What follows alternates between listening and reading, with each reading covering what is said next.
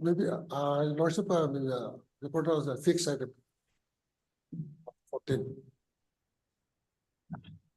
What are these matters? review. Okay. Heard Mr. Imti Song, Planet Additional Advocate General, who praised for listing these matters on 14th of March. Mr. Supongwati Warling, Learned Counsel for the petitioner, does not opposes the prayer. Hence, the prayer is allowed. List record. The fixed item. Yeah, please, Lordship. My lord, I beg to mention item number 22. My lord, this can be taken up on 15.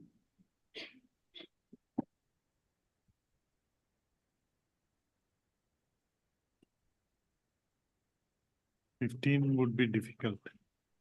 My lord, in that case, next week. Next week, okay. Heard Mr. Ezo, heard Mr. Takakishu, Learned Counsel for the petitioner, who prays for an adjournment. Mr. Also heard Mr. Benishon V. Shoy, Learned Counsel for Respondent number 4. respondent number 4. Who is for the government? Also heard Mr. KV Angami, Learned Government Counsel, who does not opposes the prayer. List this matter after 1 week.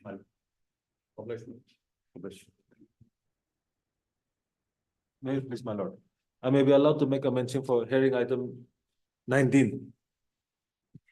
Lordship, here, this honorable court has framed an additional issue, and in order to settle that issue, the evidence has been sent to the trial court, Lordship. Now, the evidence of the cross-examination as well as examination of the plaintiff is completed. The defendant witnesses are being cross-examined. Examination has already been completed, which is fixed on 29th of April, Lordship. Therefore, if it may kindly come up in the month of May, Lordship, for hearing. Heard Mr. Senti Younger, Learned Counsel for Respondents respondent number 2, 4, and 5. 2, 4, and 5. Also heard Mr.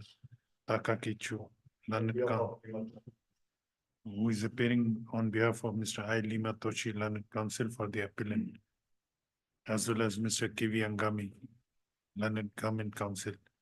It is submitted by Learned Counsel for respondent number 4, submitted by Mr. Senti Younger, that in this case, who has been asked to record additional evidence? This district judge? Yes, District Judge Kohima. Kohima. District Judge Kohima has been asked to record additional evidence, and it is submitted that the plaintiff's evidence has been completed, and Yes. the cross-examination of defendants' witnesses Number 4. Number 4 is fixed on 29/4/2024, Lordship. and therefore a prayer is made to fix this case after the said date. Lordship. The counsel for the parties are at agreement with the submissions made by Mr. Senti Younger. Hence, the prayer is allowed.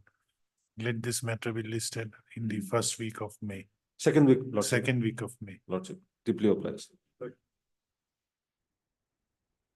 Lordship, I beg to mention hearing item 21, Lordship. If the matter can come up on 19th, Lordship, that is Tuesday. Heard Mr. Senti Younger, Learned Counsel for the petitioner, who prays for fixing this matter on 19th of March. Mr. KV Angami, Learned Government Counsel, does not opposes the prayer, hence the prayer is allowed. Let this matter be accordingly listed on 19th of March.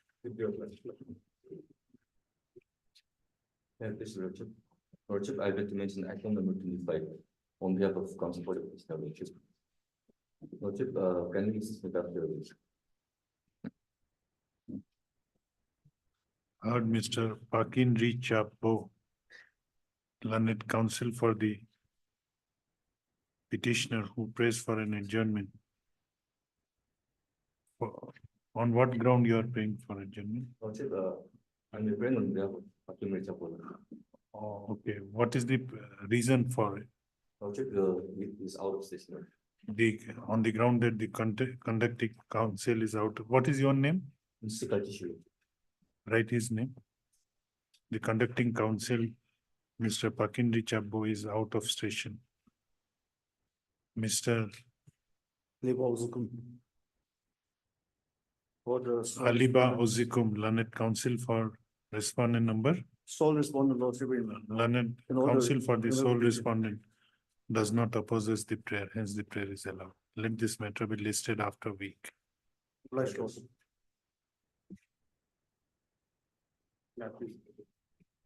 Albert, Lordship, I think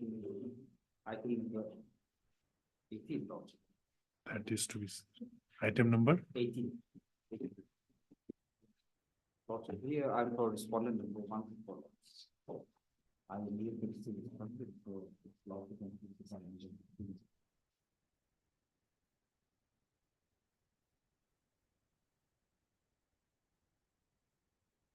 Heard Mr. V.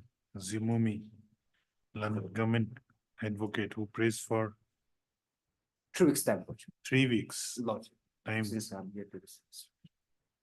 Also heard Mr. Kasumi.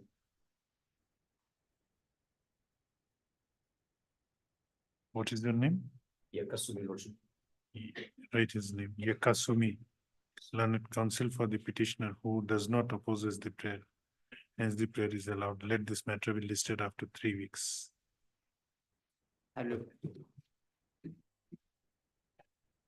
Yes, Your Lordship, Your Lordship, I beg to mention item number 20 on behalf of Libica. Kindly let the matter come up after 1 week, Your Lordship. Heard Miss A. Aimi submitting on behalf of Miss Livica, learned government counsel, praying for an adjournment for a week. Learned counsel for the petitioner does not opposes the prayer. Hence the prayer is allowed. Let this matter be listed after a week. Much obliged, Your Lordship. May I please, Lordship? My lord, I beg to mention item number 16. I have yet to receive instructions, so kindly allow me 3 weeks time. Heard Mr. E. T. Buff, learned government advocate, who prays 3 weeks time for getting instructions in this regard from the respondent council. Also heard Mr. P. B. Paul, learned counsel for the petitioner who does not opposes the prayer. Hence the prayer is allowed. Let this matter be listed after 3 weeks. My lord, similar prayer for item number 17. my lord. Same order. Much obliged. Lordship. Lordship, I beg to mention here item number 24, Lordship, on behalf of Ina Halita. This matter will come up after 1 week, Lordship. Heard Ms. Supung Chang, learned counsel for the learned government council, who prays for 1 week, prays for an adjournment for one week. Also heard Miss, you are for? Lordship, I'm for respondent number 6. Show her presence. What's your name? And will pray.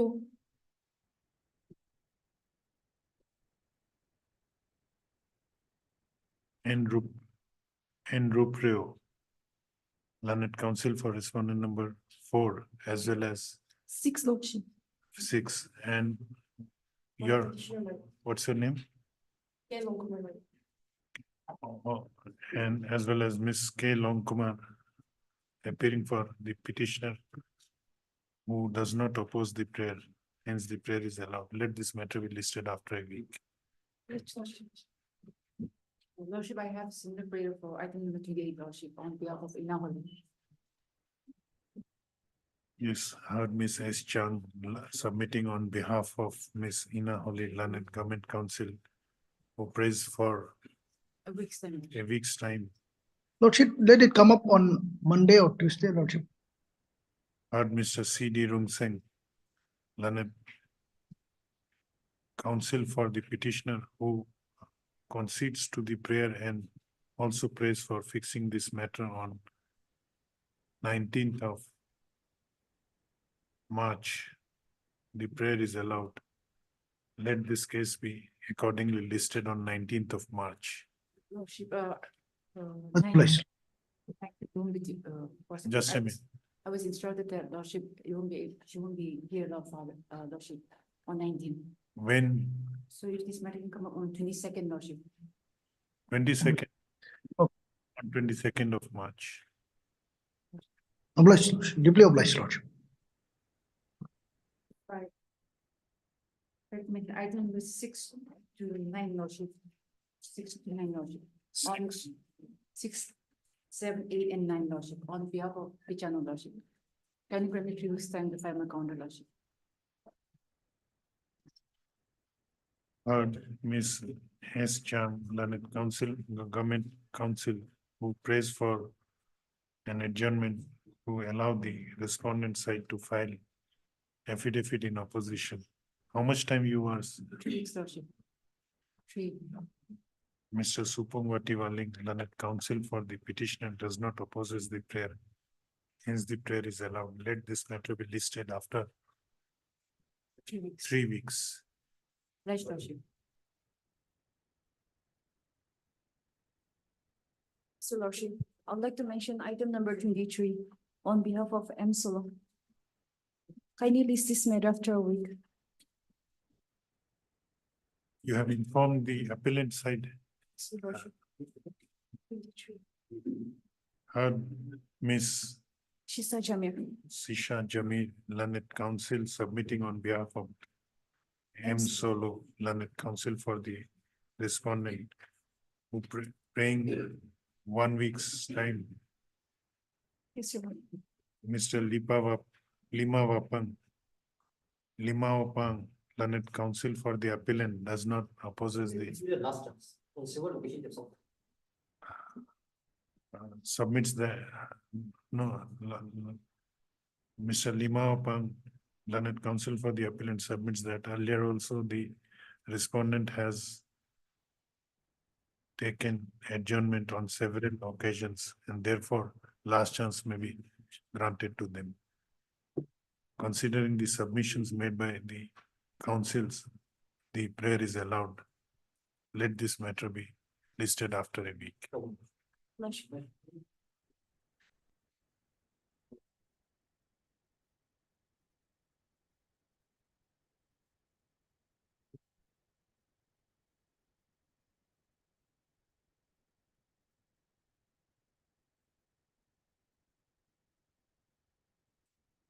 For admission, item number 10.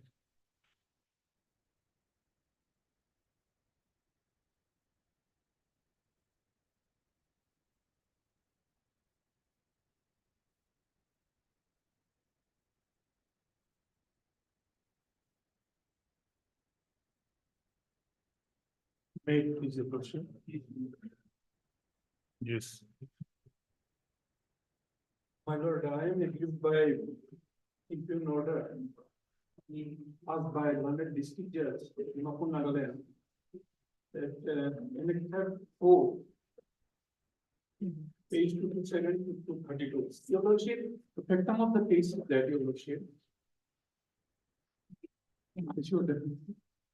And the factum of the case, your lordship. Yes. Yes. My father, during the year 1995, sold out a plot of land Yes. on 25/9/1985, your lordship. My father disposed a stretch of land valuing 50 acres. It was a village land, your lordship. Non-cadastral village land. Annexure 1 is the sale deed, your lordship. Okay. Your lordship, that sale deed was executed. To between my whom father- you have, your father sold it? Industries Department. Government Industries Department. Okay. Department of Industries and Commerce, Your Lordship. Okay. Then your lordship, the sale deed was a conditional sale. Conditional sale, your lordship. Clause 6 of the sale deed, both the parties have agreed that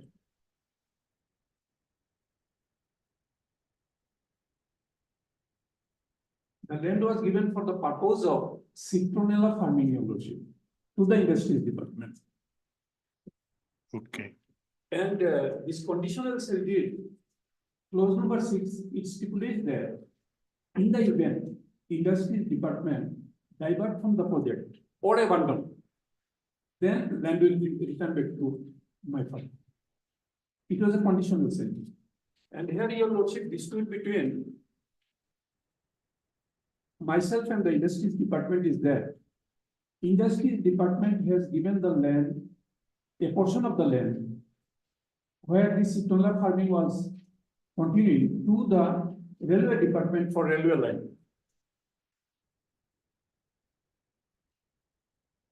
okay, Suppressing the fact that the sale deed was a conditional sale. okay, Now, your lordship, I am coming under section 32, my claim, contingent contract. And whereas they are telling that no, it is a voidable contract under section 29 of Indian contract. But your lordship will appreciate that. Section. no, the industries department, the Department of Industries parted a portion of the said land to Railways Department. Yes, your lordship. Thereafter, what happened? Thereafter, your lordship. You the filed railway this Department release compensation, land compensation. to To the industries, the deputy commissioner for disbursement to the industry. Industries Department, yes. Then, your lordship, when the matter came to me, I agitated the matter before the deputy commissioner initially. Deputy commissioners who are the land acquisition authority. I'm coming later on, your lordship, the page and documents. Then, your lordship,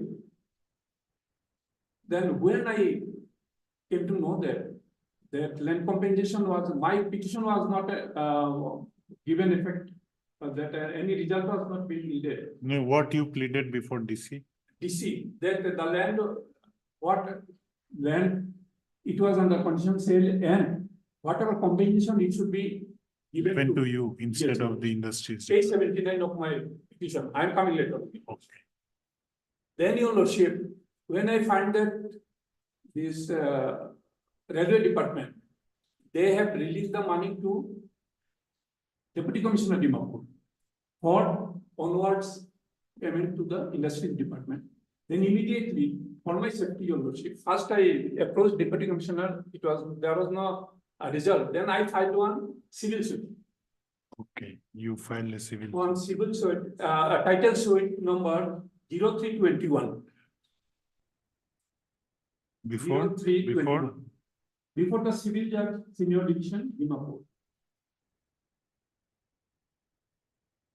okay, Praying for decree about my right under conditional sale. okay, Then, your lordship, I also filed one IA praying for injunction under order 39 rule 1 of in that CPC. civil suit, Yes, your lordship. okay.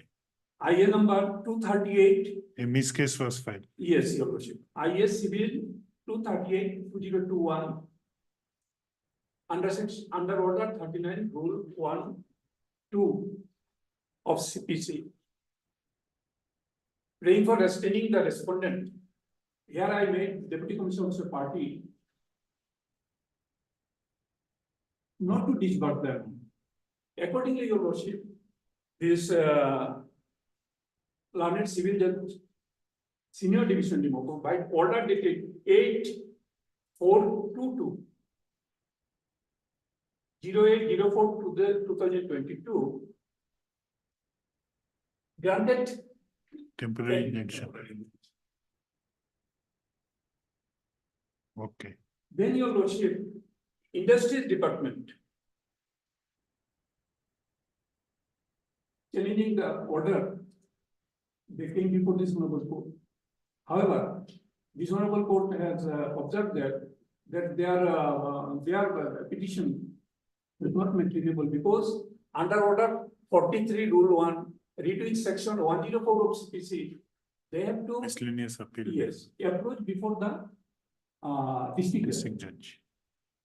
So, your lordship, accordingly, the respondent industries department, they challenge the order before district judge, Dimapur. Dimapur.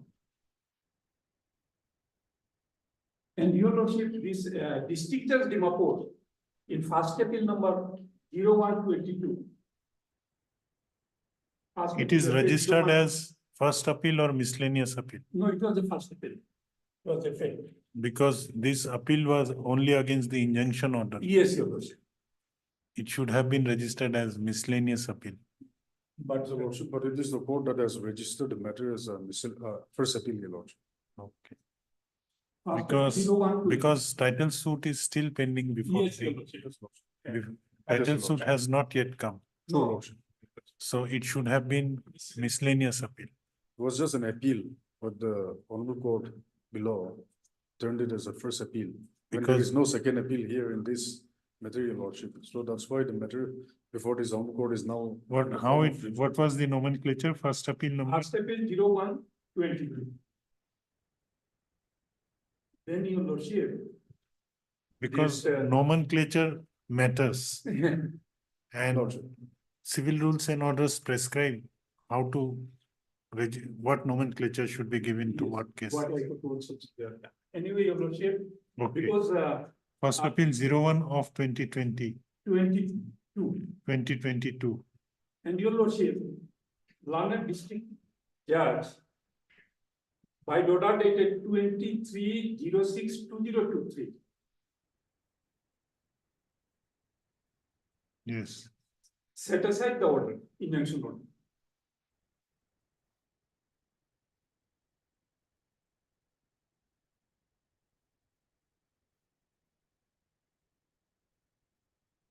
Okay. Against which I have come before this honorable filing civil division petition.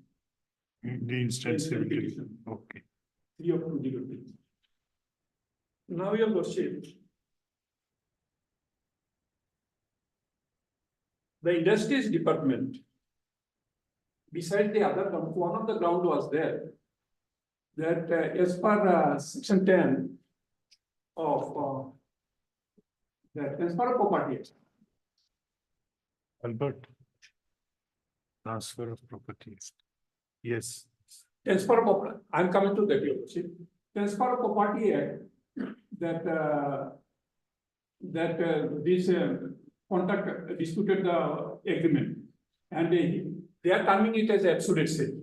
Now, your lordship, transfer of property act is not applicable in the state of Nagaland. Nagaland government has not adopted the act in the state. Okay. Now, your lordship, actually, your lordship, this Article 371A, which is enforced in the state of Nagaland, it states that, stipulates that, your lordship, no act of parliament is enforceable in the state of Nagaland until and unless adopted by the states through resolution. Article 371A.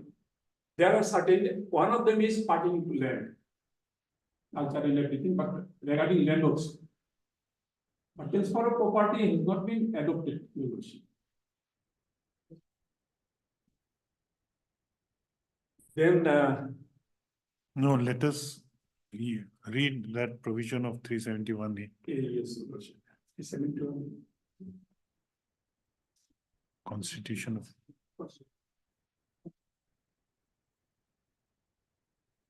But anyway, your lordship, 371 is categorical.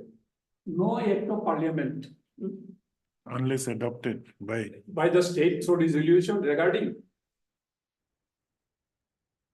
There are give four, let him. No, let him read. my constitution prohibited. Two courts are there. I am providing you.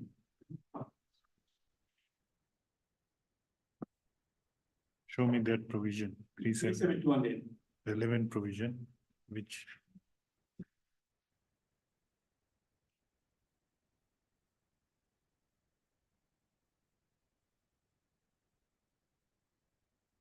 My book, page 191, Your Lordship.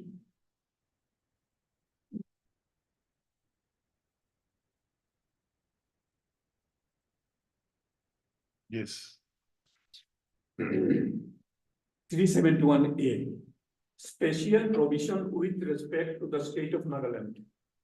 Notwithstanding anything in this constitution, A, no act of parliament in respect of Roman 1, religious or social practice of the Nagas.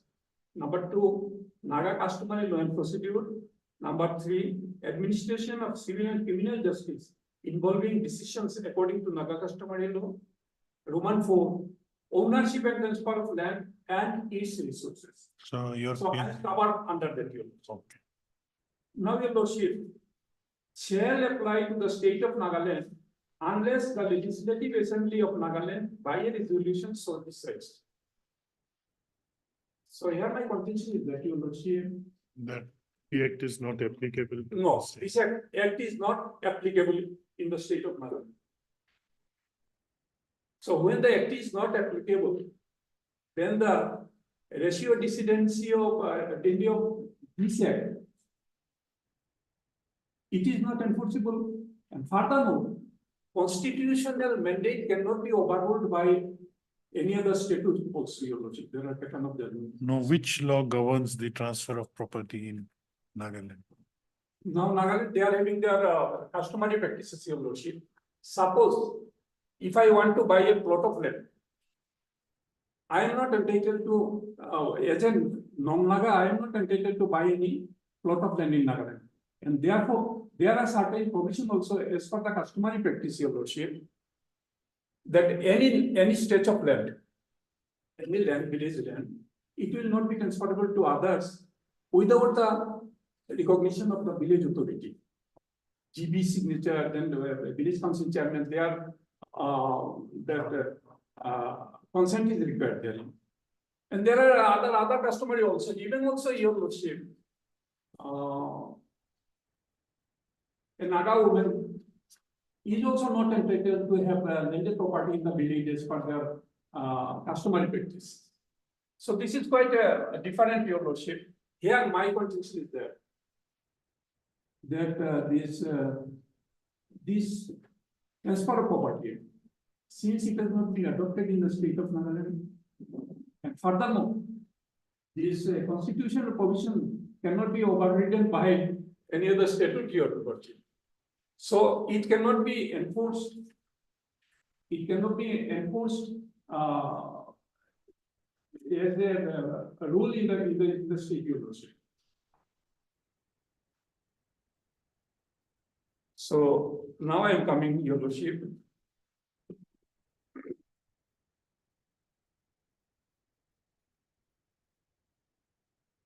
Now I will to take, Your Lordship, this NHR 1.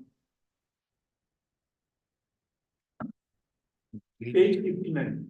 Page 59, I can take, Your Lordship. Page 59. And page 16 is also there. I have annexed all the documents, no, right from the very beginning. So What is page 59? this is indeed, Your Lordship. And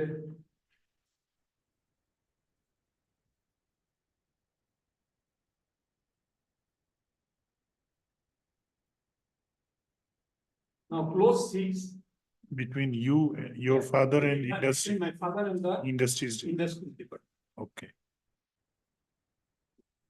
Clause 6, Your Lordship.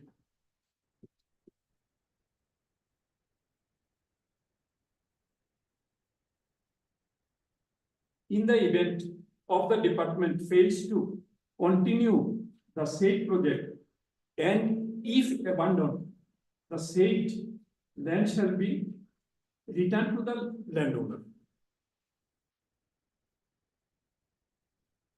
where are you reading? Which line? Clause 6, Clause 6, in the event the department fails to continue the said project. Okay, continue the project. And if abandoned, the said land shall be returned to the landowner. if abandoned, Yes. here they have not abandoned it, they have transferred it to railway. Yes, sir, I'm coming to this.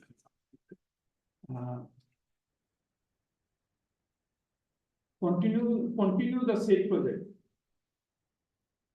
And if abandoned. Now, your lordship,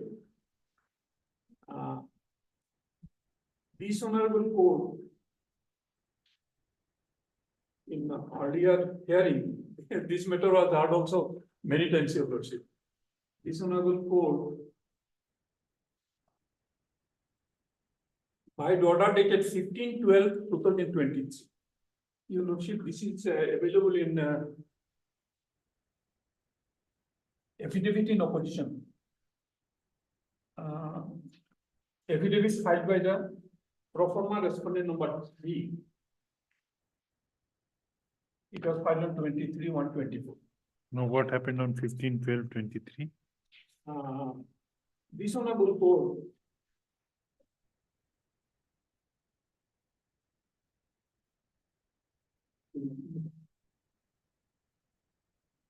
there is an order of this honorable court. Yes, Should I read your lordship? yes, 15/12/2023.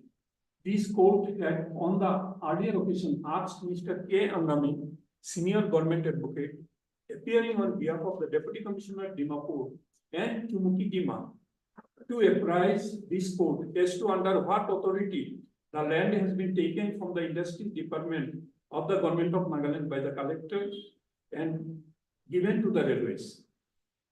Mr. K. Angami, Land Council submits that on instruction, the said land have been acquired under the provisions of the Nagaland Land Requisition and Acquisition Act 1965.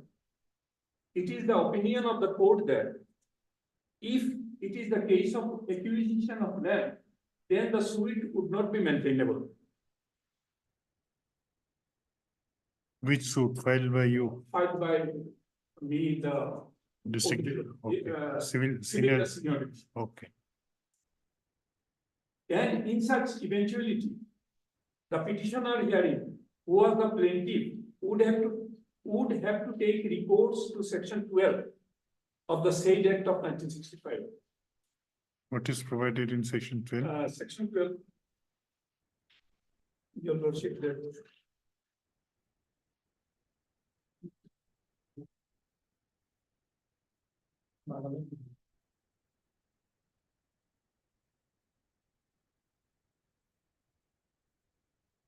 Hello, let me give my copy to your lordship. Nagaland Requisition and Acquisition Act. I'm having a copy. It is. Now, what it provides, section 12? Section 12, your lordship. Reference to court. Reference to court. Okay, The collector shall in every case. A, where only person aggrieved by an award made under subsection 2 of section 11, make an application requiring the matter to be referred to the court. Where there is any disagreement with regard to the compensation payable under subsection 3 of section 11, on the application of the person entitled to compensation, requiring the matter to be referred to the court. Refer the matter to the court. Now, your lordship. So. My. Albert, Question. bring Nagaland requisition. Find out, it may be there, flag it. My lord, I am having a copy. Okay. So, in case of an disagreement regarding Yes. award, Is in volume 2. aggrieved party may approach the Deputy Commissioner. deputy commissioner. Nagaland Land Requisition and Acquisition Act. So you'll find it in the contents. 26. Page 20. Like it.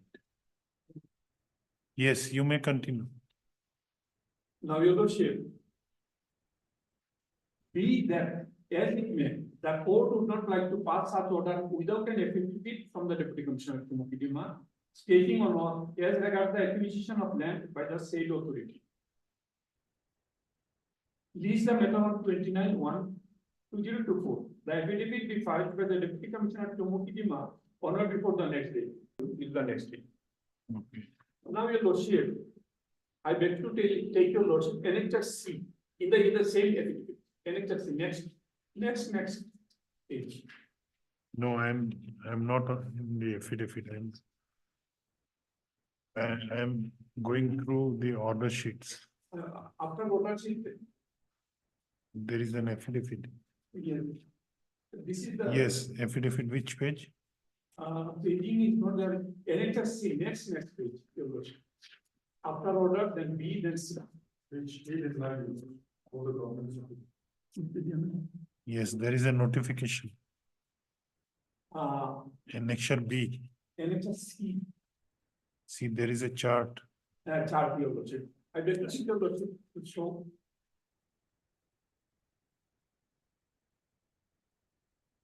That Department of Industry and Commerce, serial number 4. That column number 2, your lordship. Yes.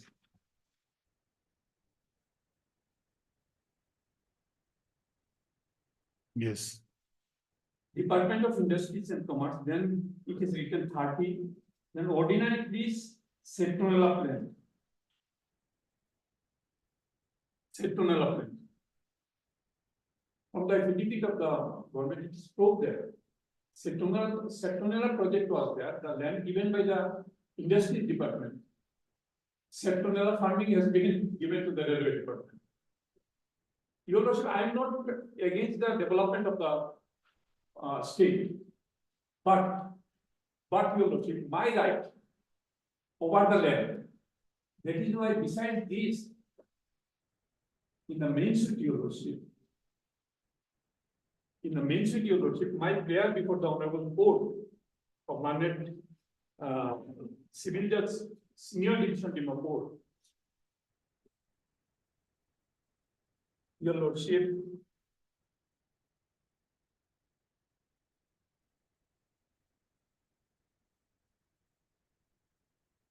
now whether in this civil division, any stay has been granted? yes, division stay. Yes, in this case, In your case, Yes, your the, lordship. the. there is a stay upper- operating against the order passed by the District judge, district Yes. judge order has been stayed. Yes, Lordship. Okay. So the compensation amount is still with the DC. Yes, DC, Lordship. Chomokidim. Okay. It was with Dimapur, then Dimapur district in the during the pendency, Dimapur district is bifurcated to Chomokidim and Dimapur. And my land, that land falls under Chomokidim district. So everything is being transferred to Chomokidim district. Land which you have sold, you had already sold to Industries Department. Your 1985. 1985. Your plea is that in even clause 6 will become operational. Yes, your lordship. And Under this, okay, now proceed. now, your lordship, I beg to take your lordship to page 63 of my revision. No, what happened to the observations made on 15/12/20? After that, this honorable court, I am before this honorable court. So if we go by that observation, this suit is not maintainable because this is a case of land acquisition. And I have already filed one petition before Deputy Commissioner. In any case, Your Lordship, the first step is, since this honorable court, the coordinate. But we are bench of not this- hearing this yes. suit. No. We are hearing the Yes, question Your of Yes. temporary injunction also. Only them. Whether the suit is maintainable or not, this plea can be taken before Yes, the Lordship. trial court. Understood, Your Lordship. Understood, Your Lordship. Now, I'm trying not to interfere with my senior's argument. However, my lord will kindly appreciate this. Now about the Transfer of Property Act. Okay, Even if no, the- let yes. him complete. I will put queries. I have queries. Now, I beg to take your lordship, just page 63 is my suite.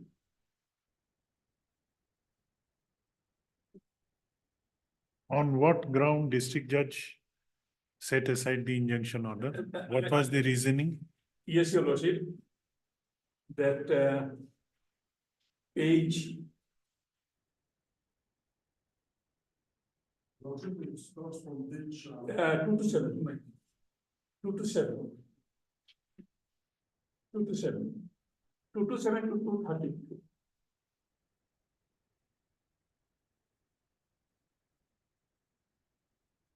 What is the gist of, what was the reasoning why it was set aside? Your lordship, 230. Section 10, section, 230. From 230 it will be. condition restraining alienation.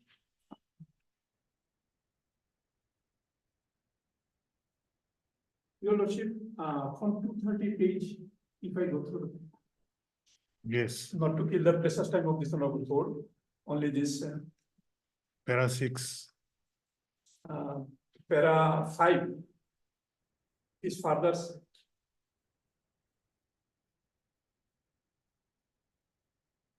It is further from top, your lordship.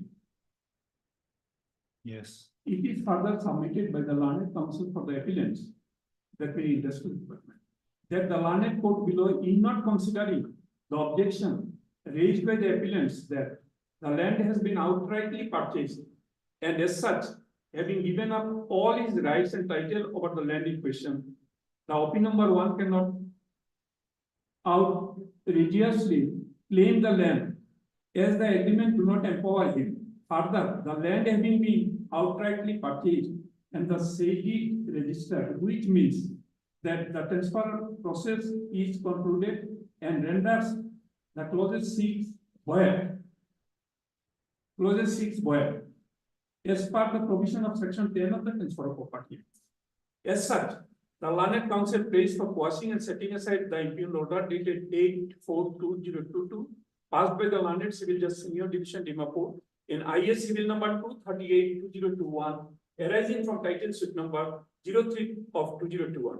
Par contra, supporting the impugned order dated 8/4/2023, it is submitted by Mr. Sachin sir, the learned counsel for the OP number 1 there. The act of giving away the land to the railways amounts to discontinuance of the project, and the same being abandoned should have been returned to him so as to claim the compensation. It is the further case of OP number 1 that certain portion of the land out of 50 acres of land obtained by the appellants for citronella cultivation had been discontinued and abandoned by the appellants in favor of the performant defendant NF Railways. As such, the appellants ought to have handed over the abandoned portion of the land to OP number 1 in compliance of clause 6 of the sale agreement dated 25/9/1985. The learned counsel goes on to submit that the learned civil judge senior division Dimapur has elaborately discussed the 3 golden principles for grant of injunction, and after hearing the parties and taking into consideration the factum and the legal points, judiciously found all the 3 issues, namely existence of a prima facie case, balance of convenience, and irreparable loss in favor of the plaintiff opposite party number 1. As such, the learned counsel prays for dismissal of the instant appeal and to uphold the impugned order dated 8/4/2023, as there is no legal infirmity in the said order. I have considered the above rival submission advanced by learned counsel for the parties. The learned counsels has made lengthy submissions, and while the appellants claim that the plot of land was outrightly purchased, the OP number 1 claims that it was a conditional sale agreement. The appellant further claims that section 10 of the Transfer of Property Act renders the clause 6 of the sale agreement dated 25/9/85 as void. Your lordship, the learned court below is pressing on section 10 of the, which is a honest law, has not been enacted. Section 10 of the Transfer of Property Act renders the clause 6 of the sale agreement dated 25/9/85 is void, and where the OP number 1 submits that his case is covered under section 32 of the Indian Contract Act. The learned counsels also submitted a number of authorities in support of their above submission. However, the above submissions are not done into list. The instant appeal against the order of temporary injunction becomes a sweet decider. Be that as it may, it is seen that the instant case revolves around clause 6 of the sale agreement dated 25/9/1985. This clause stipulates that in the event the appellants fail to continue with the project and if abandoned, the said land shall be returned to the landowner. Meantime, the new railway line of Dhansiri-Jubja BG shows approved by NFLA, and the same is crossing the land purchased by the appellants, for which the appellants agreed to give portion of the land for the new railway line. It was only when the issue of compensation cropped up, the OP1 started claiming that the land is abandoned and he is to claim the compensation. At the very outset, I am of the considered opinion that giving or parting with a plot of land in the instant case on which the new railway line process cannot by any stretch of imagination tantamount to abandonment of land. I am fortified in my above view by the following reasons.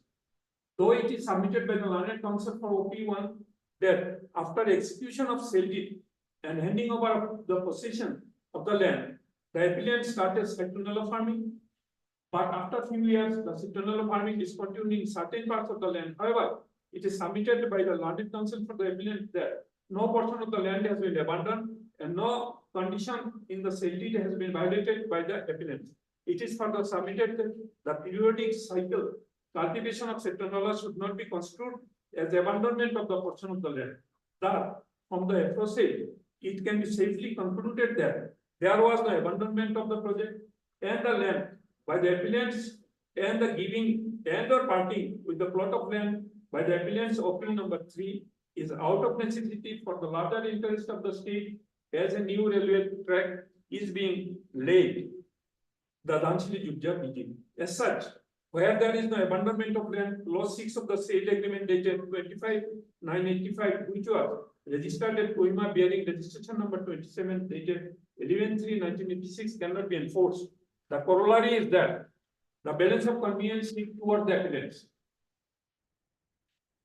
and that no irreparable loss would be caused to OP number 1. Accordingly, in view of the aforesaid, the appeal succeeds and the interim order dated 8/4/22 passed by the London Civil Senior Division Dimapur in IN number such and such, arising out of title suit number such and such, is hereby set aside.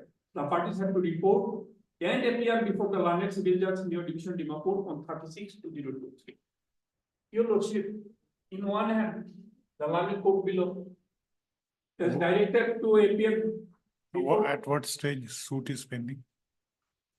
At what stage the suit is pending? Suit is on Still in the issue. stage of, no, framing of issue. It is Written statement has been submitted.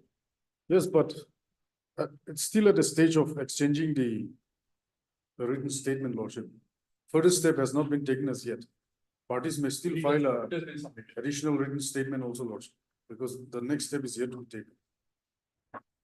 So your Lordship, main suit is still pending before the Honorable of Civil Senior Division. Now, your Lordship, this they have come telling the injunction order, and this Honorable Court, learned court below, this district judge, he has disposed the main suit. Though in the order, the learned court below has referred the matter to the court in original suit, but as per the order, your Lordship, that clause number 6 is not contingent contract is not applicable. The learned court below has already, it is a decisive order of the main suit, which cannot be. By a miscellaneous case, main suit cannot be disposed of. No, Though it is not written here. he has not disposed of, but Though he it has, is not, but he has made certain observation which was at issue in the main suit. Yes, your Lordship. Okay.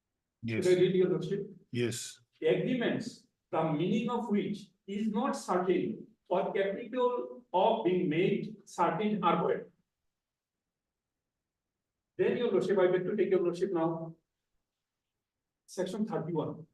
now why you are referring to section 29, purpose of referring? It is their contention, your lordship. What is their It is a content? One of the contentions, your lordship, one of the It is a contentions that was raised. uncertainty, but it is not uncertainty. Contingent contract, your lordship, it starts when action of something is finished and other action started. Section 31, your lordship, contingent contract.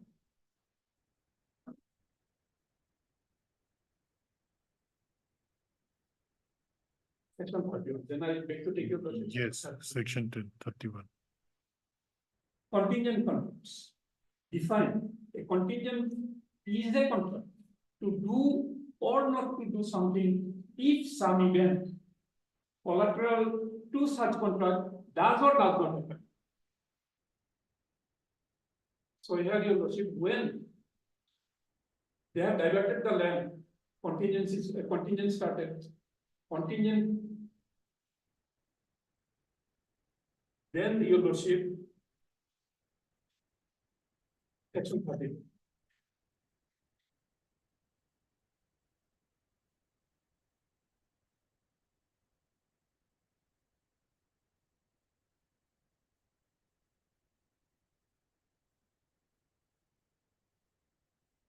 Section 32, your lordship.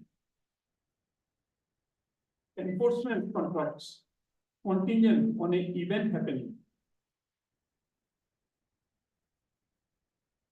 yes, Contingent contracts to do or not to do anything if an uncertain future event happens cannot be enforced by law unless and until that event has happened. So your lordship,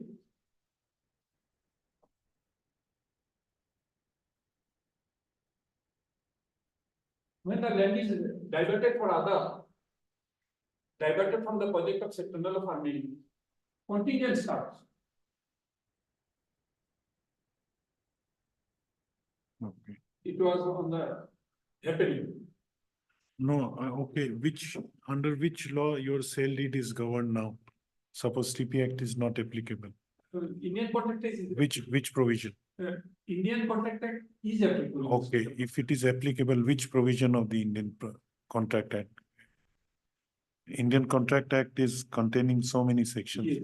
Which specific provision covers your sale deed? That is my query. That is your lordship, that offered and that You have to answer. yes, your lordship. That point has not been done. earlier.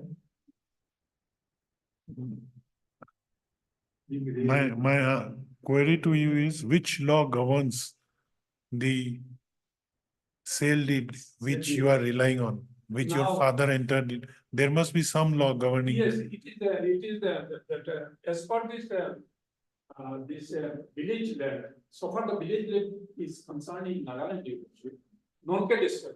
Now cadastral land in Dimapur area, Dimapur Moja is under cadastral land, and What is the difference between cadastral and non-cadastral? cadastral. One is surveyed. Surveyed and non-surveyed, which is surveyed is a cadastral land, where there is patta dag. Dag number, patta number Dag is. number. But village land does not have any dag or what, it is. How it is identified? Identified by Boundaries. the boundaries, your lordship, as per this Nagaland system now, Hilo, then river, then this boundary, this system of boundary is demarcate village land. Okay. And land system in Nagaland is quite different from other parts of the country. In Oh, other parts of the country, It may be different, but there is some system. yes, I want to understand that system. yes, your lordship.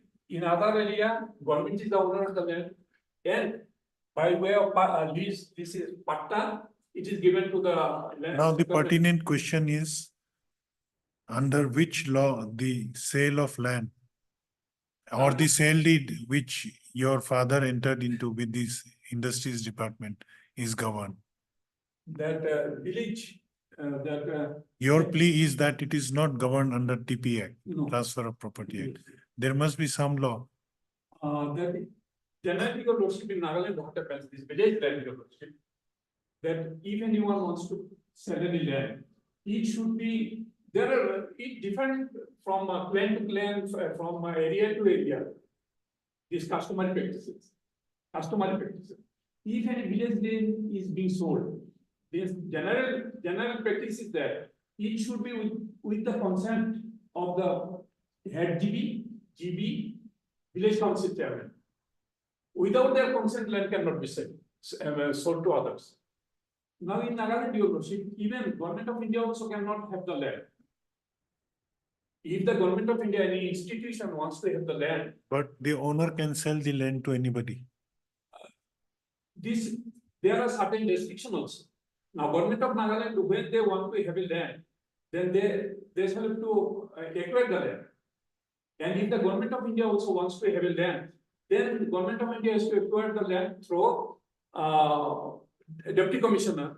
Then deputy commissioner will make payment to the landowner, and land will be taken by the deputy commissioner. Then it will be given on lease.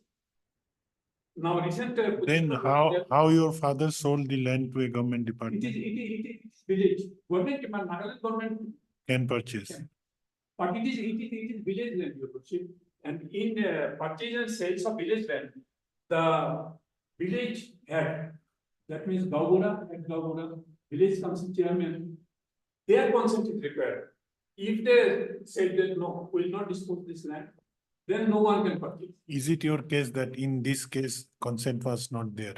No, consent was there. Consent was there. Because my father believed Your only case is that conditional, section 6, clause 6. clause 6 of the sale deed says that if they abandon, it has to return back. It has to be returned back. Diverted from the project or And their plea is that as per section 10 of the TP Act, this clause is itself a void clause, and they have not abandoned it. It has been acquired by the railways for public purpose. Yes, Lord.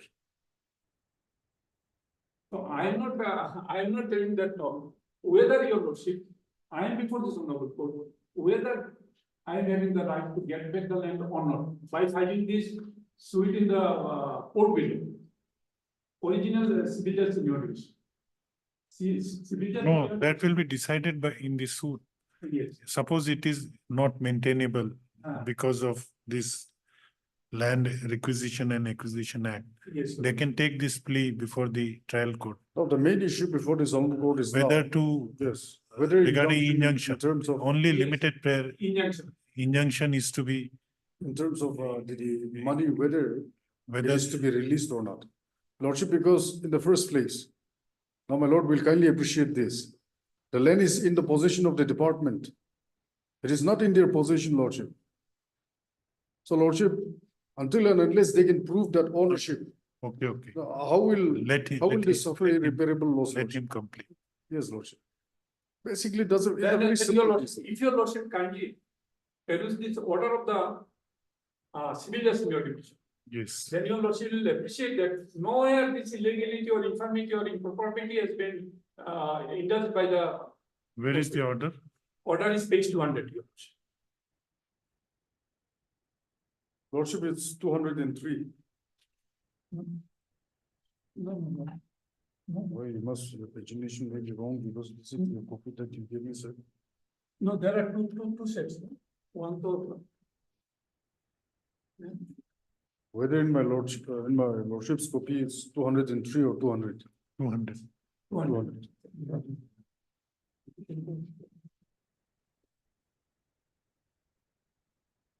From order, I should read your lordship. Is page 201. Order. Should I read your lordship? Yes.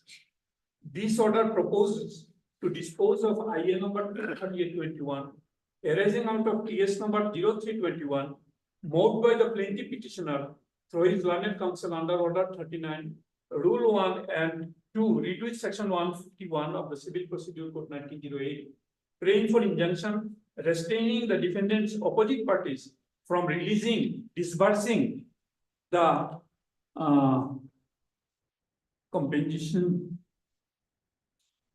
compensation in respect of plot of land covered by conditional sale deed bearing registration number such and such dated 11/3/86. Here also, Your Lordship. Before dealing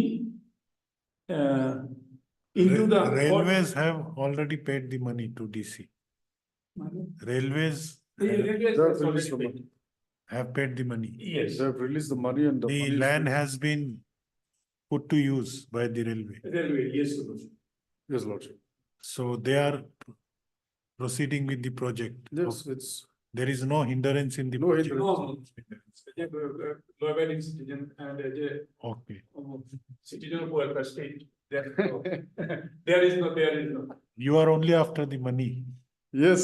Your Lordship, mighty state, welfare state. Okay. Welfare state should not behave like that. Now, there are many schemes, Your Lordship, for the citizen of the country by the welfare state. You don't want land. You want- Land already indirectly, yes, Your Lordship. When there is, so. Then, now the land then was- where is the irreparable loss? If it is only monetary question. Land, so they cannot give. Then if it is a question of money only, then it will be decided ultimately on the basis of the suit. Because money can be given to you later on, so there is no element of irreparable loss. If it is only pecuniary losses, you are concerned only with the pecuniary loss. Because my prayer, Your Lordship, prayer is also for right and title as per the conditional setting. No, that will be decided in By the the suit. law. Now you are only for disbursing the money. Yes, Suppose yes. money is disbursed to the industries department. How will you suffer irreparable loss? Your Lordship, if it is being given to them, then. at That is a least government department, If it is with the, this. DC. This department, this FDC. Then DC might have kept in FD or other TDR or FDR, then this interest will be accumulated there only. Then I am also entitled for interest also. And if it is released, then the money will be on the stagnant position. There will be no earnings from the money. Then it is a loss to me, Your Lordship. Okay. See. The main suit registered as title suit number 0321 has been filed by the plaintiff petitioner for the following. Where are you reading? Page number 202, Your Lordship, 20. third para. Okay, yes. The main suit registered as title suit number 0321 has been filed by the plaintiff petitioner for the following relief. 1. Decree for declaration of right of the plaintiff in respect of the land abandoned by the defendant number 2 to pro forma defendant. Decree for specific performance of clause number 6 of sale deed dated 25/9/85 bearing registration number 11, registration dated 11/3/1986 on abandonment of project by defendant number 2. Decree for compensation cost of the suit. Facts of the case. The case of the plaintiff petitioner as projected in the main plaint in a nutshell is that the father of the plaintiff petitioner lay such and such during his lifetime, being a beneficial and bona fide landowner, executed conditional sale deed dated 25/9/1985 by registration number 27 dated 11/3/1986 pertaining to a plot of land measuring 50 acres bounded by east by land of such and such, west by Shirima village, reserve land north by such and south by such and such, Jum River land, situated at Shirima village, Dimapur, Nagaland, in favor of the defendant number 2. That in the said conditional sale deed executed between the plaintiff petitioner, deceased father, and the defendant opposite party number 2, in clause number 6, it is stipulated that in the event of defendant opposite party number 2 fails to continue with the departmental project, and if abandoned, the said land shall be returned to the plaintiff petitioner. That the defendant opposite party number 2 had out of the 50 acres of land which had been procured for citronella farming, abandoned a stretch in favor of the pro forma defendant number 1, which is now earmarked for construction for new railway line BG project. That the plaintiff petitioner demanded the defendant OP number 2 to honor the terms of the said deed, clause number 6, and return the above mentioned portion of the land. That the pro forma defendant number 1 had surveyed the land and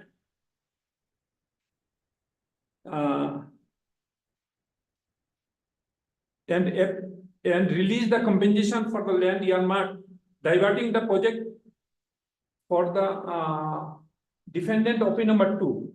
That the plaintiff petitioner having come to know about the steps taken by defendant opposite party number 2 had by dated 18/7/2018 submitted a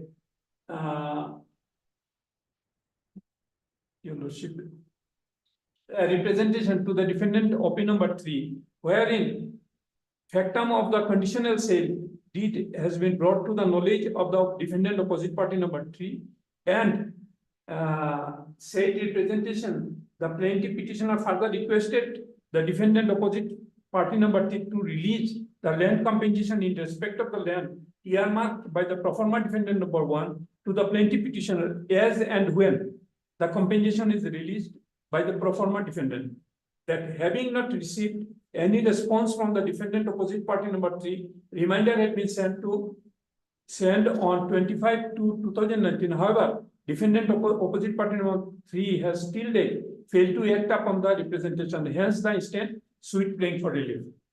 Coming back to the interlocutory application, it is the case of the plaintiff petitioner that after the execution of the aforementioned sale deed, the defendant opposite party number 2 started the citronella farming in the said plot of land. However, after few years, the citronella farming discontinued in certain parts of the land. It is the case of the plaintiff petitioner that a stretch out of the 50 acres of land obtained by the defendant opposite party number 2 for citronella farming had been currently abandoned by the defendant opposite party number 2 in favor of the pro forma defendant, and the said abandoned area is earmarked for construction for new railway line BG project. It is the case of the plaintiff petitioner that since the abandoned land portion falls under the portion of the land under conditional sale deed, the same is hit by clause 6 of the conditional sale deed, and the defendant opposite party 2 ought to return the sale abandoned portion of the land to the plaintiff petitioner. It is the case of the plaintiff petitioner that the pro forma defendant had already surveyed the land and assessed the amount of compensation for land earmarked for laying railway track, and the defendant opposite party number 2 to this effect had by data dated 29/4/2021 addressed to the defendant opposite party number 3, stating inter alia that the defendant opposite party number 2 had purchased the land outrightly by dated 11/3/1986 and are undertaking citronella farming training as such. Land compensation from the pro forma defendant be credited into the bank account of the defendant opposite party number 2. It is the case of the plaintiff petitioner that the plaintiff petitioner has established a prima facie case, the balance of convenience lies in their favor, and the irreparable losses will be caused to the plaintiff petitioner if injunction as prayed for is not granted. Hence, this instant IA praying for grant of injunction restraining the defendant opposite party number 3 from releasing the land compensation amount to the defendant OP number 2 till the final disposal of the suit. Contention of the plaintiff petitioner. Learned counsel at the outset draws this court's attention to the conditional sale deed agreement dated 25/9/1985 executed between the father of the plaintiff petitioner and the defendant opposite party number 2, which is marked as Annexure A in the written statement filed by the defendant opposite party number 2, and contains that there is a complete breach of clause 6 of the said agreement by the defendant opposite party number 2 in not returning the abandoned portion of the land to the plaintiff petitioner, as the clause number 6 clearly stipulates that in the event the department, that is defendant opposite party number 2, fails to continue the said project, and if abandoned, the said land shall be returned to the landowner. It is contended that on a plain reading of the conditional sale deed dated 25/9/1985, the terms are not uncertain or vague. Or, and clause 6 of the said deed clearly stipulates that the land in question, if abandoned by the defendant of number 2, shall be returned to the plaintiff petitioner, as such the same is not hit by section 29 of the Indian Contract Act 1872. As the agreement is not void for uncertainty, it is contended that the instant civil suit clearly falls under the ambit of contingent contract as stipulated under section 31 of the Indian Contract Act 1872, and draws this court attention to section 31 of the Indian Contract Act 1872, which is defined as under 31. Contingent contract defined. A contingent contract is a contract to do or not to do something if some event collateral to such contract does or does not happen. A contingent contract is a contract to do or not to do something if some event collateral to such contract does or does not happen. Illustration: A contracts to pay to B rupees 10,000 if B, this house is burned. This is a contingent contract. It is contended that it is an admitted fact by both the parties that a stretch from the portion of the land had been earmarked for construction of new railway lines by the pro forma defendant, reverting to the written objection filed by the defendant opposite party number 2 against the instant IA in paragraph 4, subparagraph Roman 2. Learned counsel for the plaintiff petitioner contends that the Mejoma Village Council has never at any point of time before this honorable court with any plea as regards their claims over the land, not prayed for impleting them as a party in the instant suit.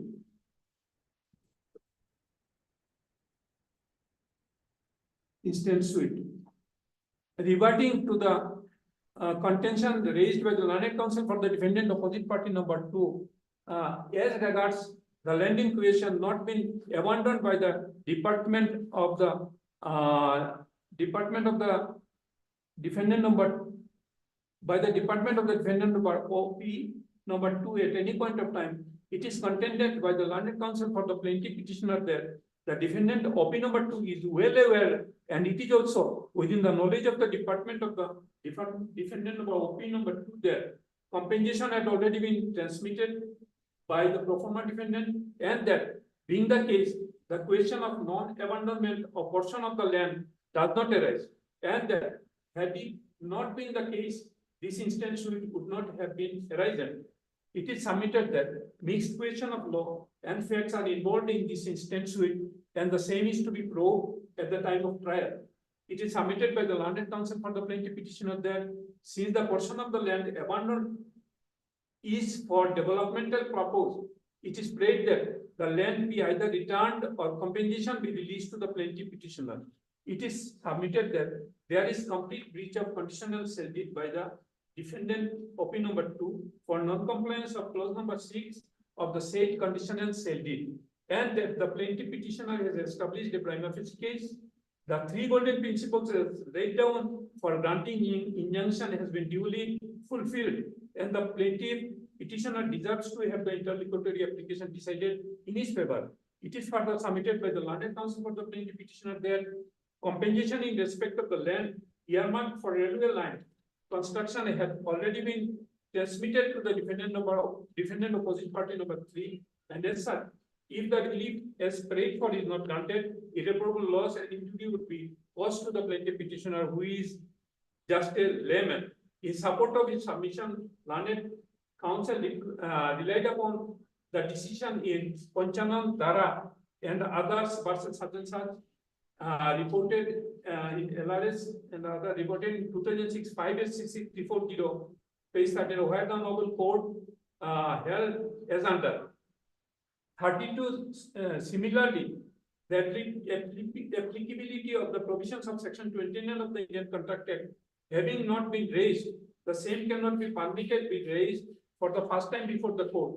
Even otherwise, we do not see on a plain reading of the said agreement of sale dated 18/4 1971, the terms thereof were uncertain or vague, so as to attract the provision of section 29 of the Indian Contract Act. It is similarly covered by our case, Your Lordship.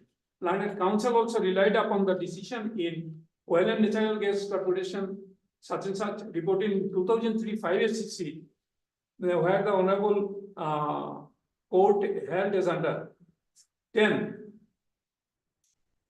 It cannot be disputed that for construction of the contract, it is settled law that the intention of the parties is to be gathered from the words used in the agreement.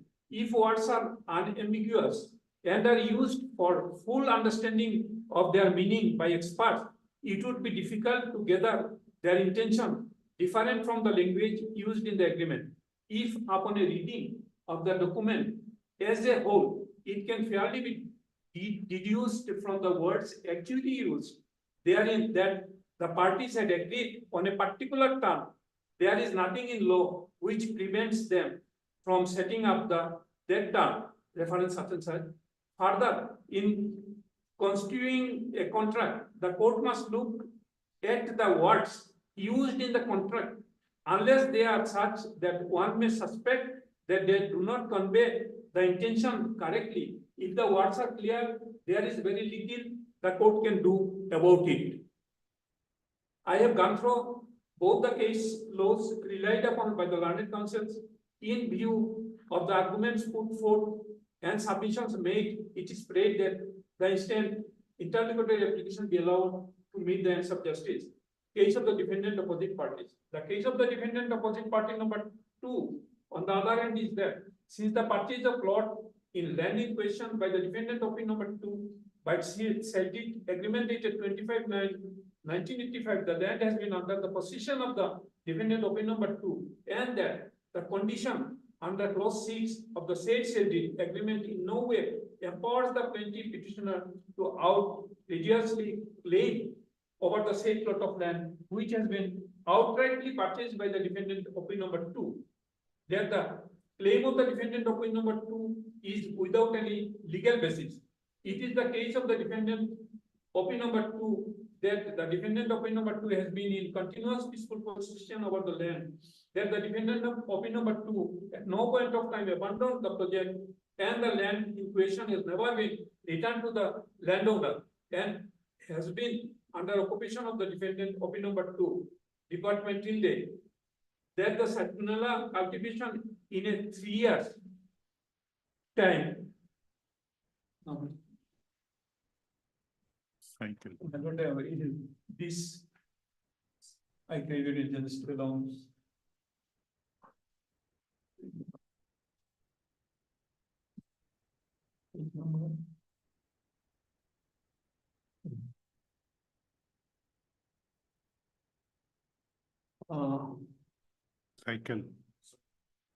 Cycle.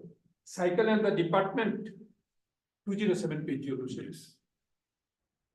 and the department of the defendant OP2 has established a distillery at the site that functions during harvest season, which is fully functional.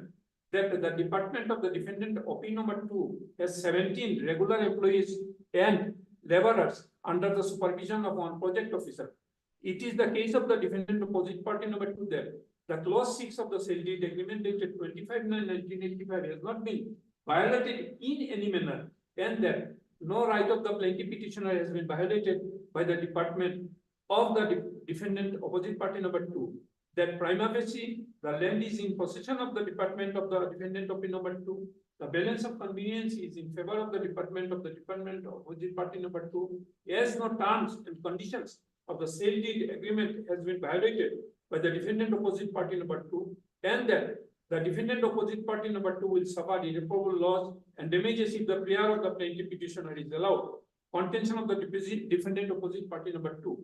At the outset, learned counsel contended that property in question is still in possession of the department of the defendant opposite party number 2, and the same has not been abandoned by the department of the defendant opposite party number 2. It is contended that the presumption drawn by the plaintiff petitioner that the periodical cycle cultivation amount to abandonment of any portion of land is strange. It is contended that the agreement in question has to be read as a whole, and as such, clause 2 of the contract agreement has to be read and appreciated along with clause 6 of the contract agreement. It is contended that the plaintiff petitioner is not disputing that Department of Defendant opposite party number 2 is in possession of the land, which means that plaintiff petitioner acknowledges the operation of clause number 2 of the agreement. It is contended that there is no clause in the agreement which stipulates that in case of compensation from any authority, the plaintiff petitioner can claim that the land in question has been fully What is there in clause 2 of the agreement? Page 16.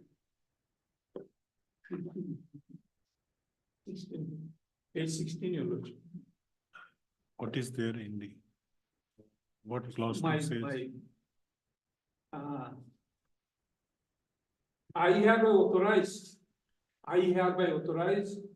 the concerned department to the aforesaid land in any manner as they like, and I shall have no right and claim to interfere in any way against said land at any time. And any of our legal heirs representatives shall have no right to interfere with the said land virtue of this By virtue of this sale. interfere. So that according to them is absolute alienation by your father. That is your It is definitely. But clause 6 is subsequent clause. Yes, so their submission is that clause 2 and clause 6 are to be read together harmoniously. Okay, read.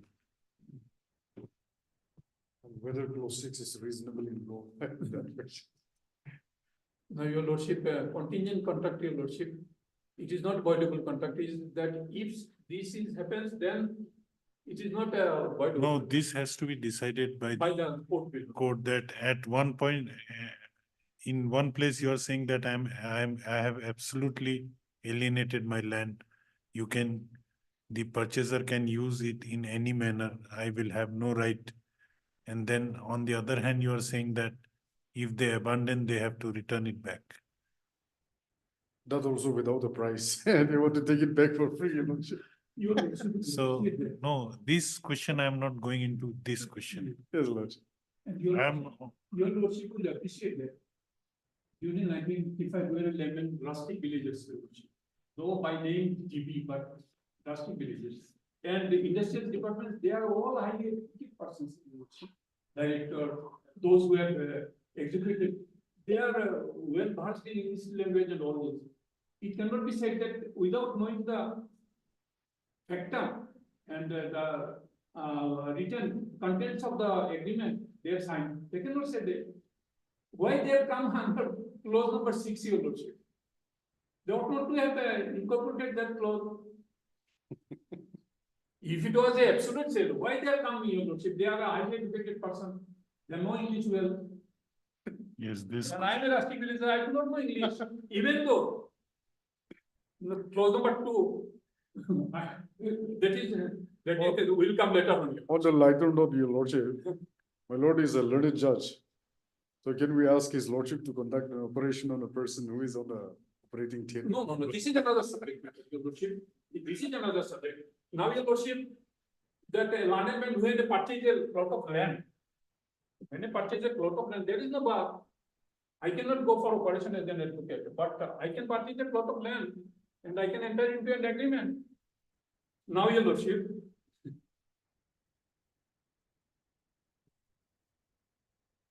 yes, It is contended that there is no clause in the agreement which stipulates that, I am in the second paragraph. yes, yes. That the case of the compensation from any authority, the plaintiff petitioner can claim that the land in question has been fully paid by the department of the defendant opposite party number 2, and that the burden of proof lies on the plaintiff petitioner to prove that the project is abandoned. Until then, the plaintiff petitioner has no claim. It is contended that it is not a case where the department of the defendant opposite party number 2 has abandoned the project and handed over the land to the village of the plaintiff petitioner or the plaintiff petitioner himself, it is contended that there is no clause stipulated in the agreement that no portion of the land can be given for public development, or in the event of giving the same, the plaintiff petitioner can claim compensation.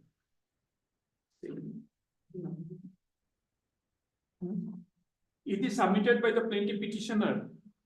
It is submitted that the plaintiff petitioner has failed to probe and show that he has accrued legal right on the strength of the sale deed agreement dated 25/9/1985. It is submitted that the plaintiff petitioner, blinded by greed of money, has approached the honorable court with a frivolous litigation and is demanding the performance of impossibility. Now, just your lordship, I crave your indulgence to that, your lordship, contingent contract it is a law, your lordship. Section 32, intention of the legislature is that if it is not happening and they are coming with the plea that it is impossibility. How it is impossibility, your lordship? It is not impossibility, your lordship. It is submitted that the golden principles warranting grant of injunction has not been fulfilled by the plaintiff petitioner, and as such, the instant petition deserves to be dismissed because in support of its contention, learned counsel relied upon the decision in Parvesh Chandra Dulai, such and such, 1989 Supplement 1 SCC 487, wherein the honorable court held as under X precedent is at consequent is optima, fit, inter pretio. The best interpretation is made from the context. It is in my favor, your lordship.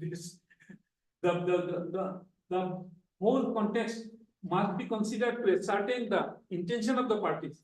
It is an accepted principle of construction that the sense and meaning of the parties in any particular part of the instrument may be collected X antecedent bis and consequently bus. Every part of it may be brought into action in order to collect from the whole one uniform and consistent sense. If that is possible, as Lord such and such, the deed must be read as a whole in order to ascertain the true meaning of its several clauses, and the words of each clause should be so interpreted as to bring them into harmony with other provisions of the deed, if that interpretation does no violence to the meaning of which they are naturally susceptible. In construing a contract, the court must look at the word used in the contract, unless they are such that one may suspect that they do not convey the intention correctly. If the words are clear, there is very little the court can do about it. In the construction of a written instrument, it is legitimate in order to ascertain the true meaning of the words used, and if that be doubtful, it is legitimate to have regard to the circumstances surrounding their creation and the subject matter to which it was designed and intended they should apply. Number 2, Messr Shaktivok Food Industries 2020 SCC online SC. In Sopan Subdev Sebul was Assistant Charity Commissioner 2004 3 SCC 137 para 15. There cannot be any compartmentalization, dissection, segregation, and inversions of What was the consideration amount for the sale? Sale was 1 lakh. Lordship, it was in 1985, so in fact, it is at page 59 also. 1 lakh. How much? 1 lakh, 1 lakh, 50 acres. 50 acres. Okay. You continue.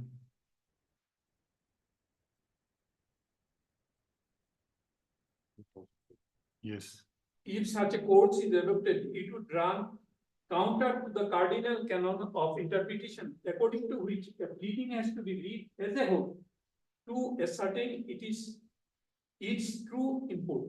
it is not permissible to call out a sentence or a passage and to read it out of the context in isolation, although it is the substance and not merely the form that has to be looked into. The pleading has to be construed as it stands without addition or subtraction or words or change of its apparent grammatical sense. The intention of the party concerned is to be gathered primarily from the tenor and terms of his pleadings taken as a whole. At the same time, it should be borne in mind that no pedantic approach should be adopted to defeat justice on hair splitting technicalities. The distinction between the two articles, Article 58 and Article 120, has been expounded in paragraphs 27 to 30 of the reported decision, which read the 27, the difference which are discernible from the language of the above reproduced two articles are the period of limitation prescribed under Article 120 of the 1908 Act was 6 years, whereas the period of limitation prescribed under the 1963 Act is 3 years. And under Article 120 of the 1908 Act, the period of limitation commenced when the right to sue accrues. As against this, the period prescribed under Article 58 begins to run when the right to sue first accrues. 28. Article 120 of the 1908 Act was interpreted by the Judicial Committee in such and such, reported in such, and it was held there can be no right to sue until there is an accrual of the right asserted in the suit and it is infringement or at least a clear and unequivocal threat to infringe that right by the defendant against whom the suit is instituted. The same view was reiterated in Annamalai Chettiar case such and such. 29. In Rukombai versus such and such, 1968, the three-judge bench noticed the earlier judgments and summed up the legal position of the following words. The right to sue under Article 120 of the 1908 Act accrues when the defendant has clearly or unequivocally threatened to infringe the right asserted by the plaintiff in the suit. Every threat by a party to such a right, however ineffective and innocuous it may be, cannot be considered to be a clear and unequivocal threat so as to compel him to file a suit. Where a particular threat gives rise to a compulsory cause of action depends upon the question whether the threat effectively invades or jeopardizes the said right. Then Bengaluru electricity such and such. The duty of the court is not to delve deep into the intricacies of human mind to explore the undisclosed intention, but only to take the meaning of words used, that is, to say expressed intention such and such. In seeking to constitute a clause in a contract, there is no scope for adopting either a liberal or a narrow approach. Whatever that may mean, the exercise which has to be undertaken is to determine what the words used mean. It can happen that in doing so, one is driven to the conclusion that clause is ambiguous and that it has two possible meanings. In these circumstances, the court has to prefer one above the other in accordance with the settled principles. If one meaning is more in accord with what the court considers to the underlying purpose and intent of the correct or part of it, then the other than the court will choose former or rather than the later. A civil investment versus such and such. The intention of the parties must be understood from the language they have used, considered in the light of the surrounding circumstances and the object of the contract. Bank of India versus such and such. Every contract is to be considered with reference to its object and the whole of its terms, and accordingly the whole contract must be considered in endeavoring to collect the intention of the parties, even though the immediate object of inquiry is the meaning of an isolated clause. Then M. Kalappa Setti, IR 1972, SC 2299. Therefore, neither the trial court nor the first appellate court carefully examined the title of the plaintiff. In upholding the title of the plaintiff, they have primarily relied on the said deed executed by Abdullah Sahib in his favor. The defendant in his written statement had pleaded that DW5 was the owner of the sweet property and that he had purchased the same from him in 1953. The question whether the defendant had a valid title to the sweet property or not has not been examined either by the trial court or by the first appellate court. The High Court has also not gone into the question, but the High Court has dismissed the plaintiff's suit on the sole ground that the plaintiff has not satisfactorily proved his title. So far as the question of possession is concerned, as mentioned earlier, both the trial court and the first appellate court have accepted the plaintiff's case that he was in possession of the sweet site ever since he purchased the same in 1947. This is essentially a finding of the fact. That finding is based on evidence. The High Court, in our opinion, are in coming to the conclusion that the possession of the plaintiff after the sale deed in his favor is not a relevant circumstances. We are of opinion that it is an extremely important circumstance. The plaintiff can, on the strength of his possession, visit interference from persons who have no better title than himself to the sweet property.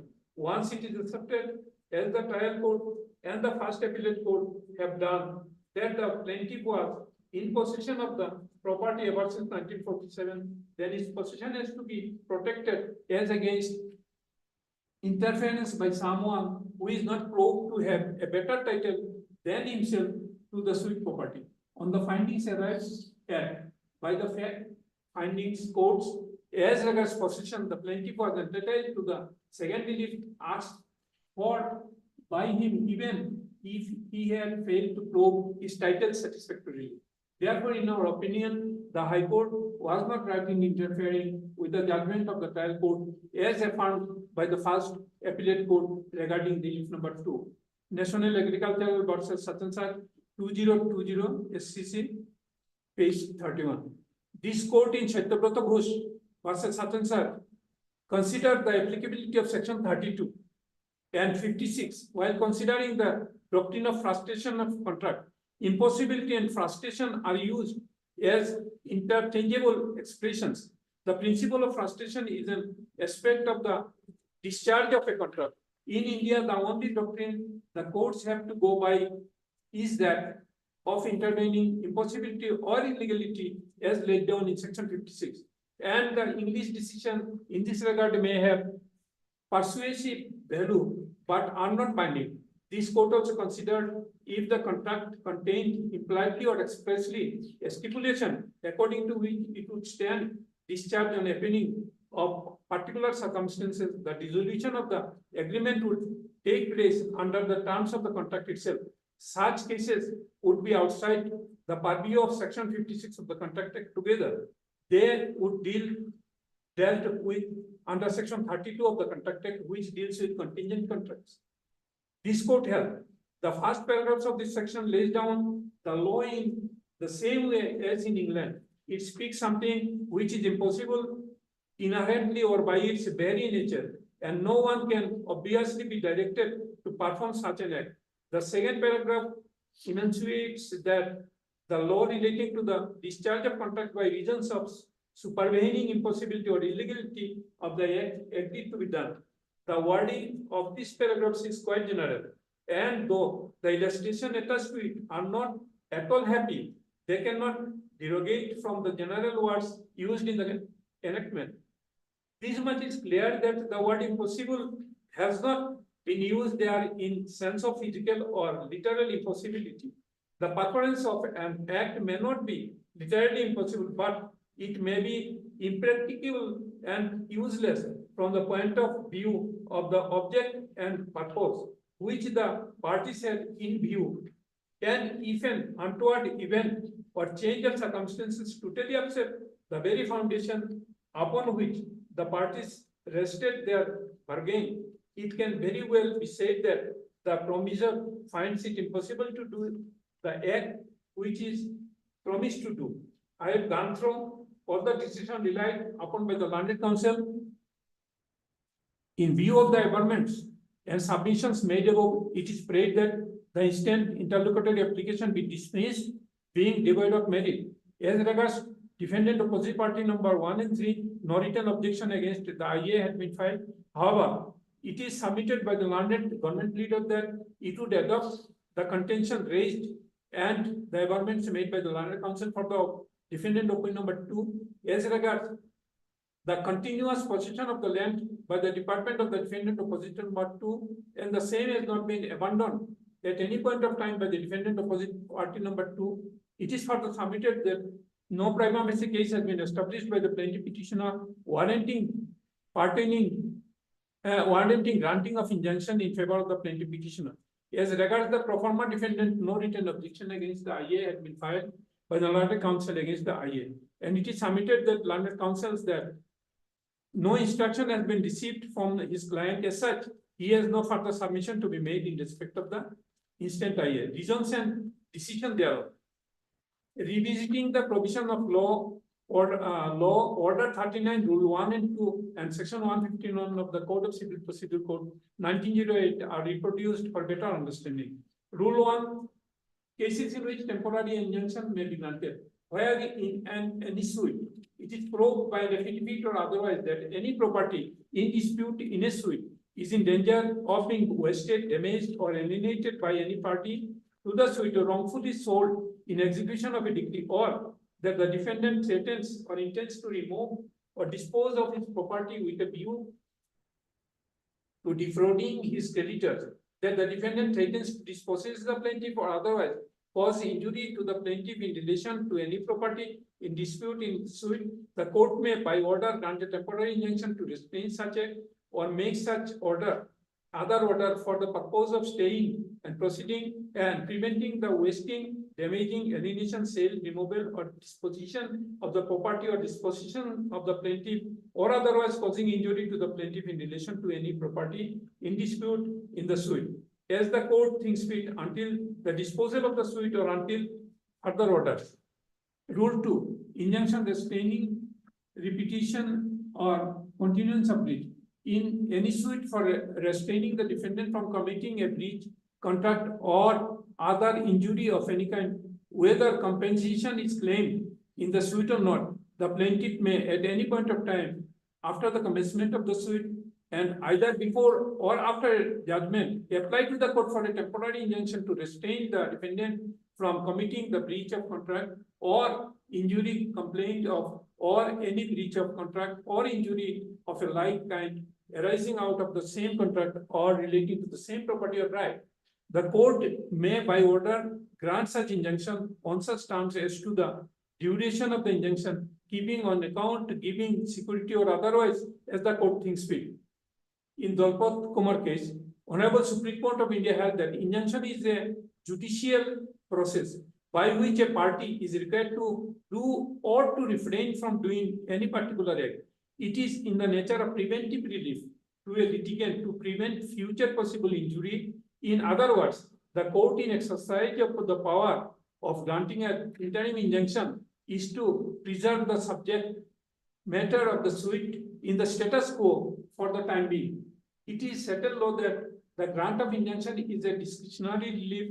The exercise thereof is subject to the court satisfying that there is a serious disputed question to be tried in the suit, and that an act on the facts before the court, there is probability of its being entitled to the relief asked for by the plaintiff defendant.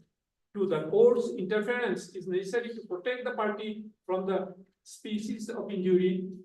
In other words, irreparable injury or damage would cause before the legal right would be established at the trial.